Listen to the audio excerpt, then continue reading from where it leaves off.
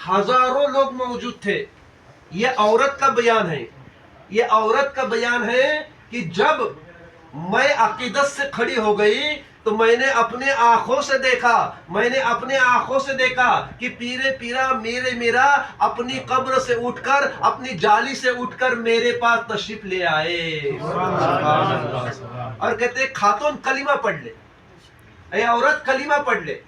वो कहते मुझे आता ही नहीं, मैं ईमान वाली हुई नहीं, मुझे कलीमा आता ही नहीं।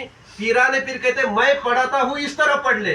पीरा ने पीर ने पढ़ाया अशहदु अल्ला इलाहा इल्लल्लाहु अशहदु अन्न मुहम्मद रसूलुल्लाह। वो औरत ने कलीमा पढ़ लिया। पीरा ने पीर कहते हैं अब तो इस्लाम में दाखिल हुई। औरत कहती है ऐ पीरा ने पीर अब मैं क्या करूं, ना मेरा नमाज है ना रोजा है ना मुझे इस्लाम की कुछ मालूम है। पीरा ने पीर कहते हैं सुन अब तो कुछ नहीं करना, तो यही बगदाद में रहना, मेरे मजार के पास रहना, मेरी खादिमा बन के रहना और मेरे दरबार की देखभाल करना, साफ सफाई करना।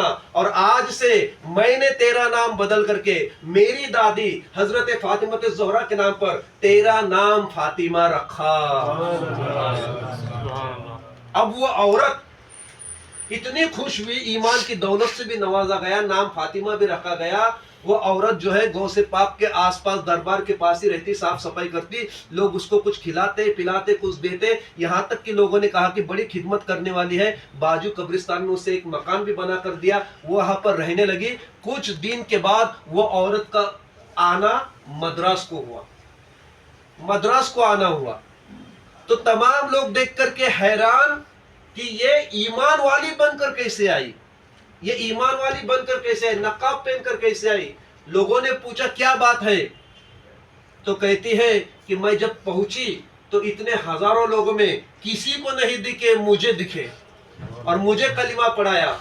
मैंने अपने आंखों से गौसुल आजम को देखा। तो लोगों ने पूछा उस दिन देखा, उसके बाद कभी देखा? कहती है यार नादानो क्या पूछते हो, हर रोज सोने का वक्त होता है तो गौसुल आजम मेरे पास आते हैं और पूछते हैं फातिमा कैसी हो, फातिमा कैसी हो।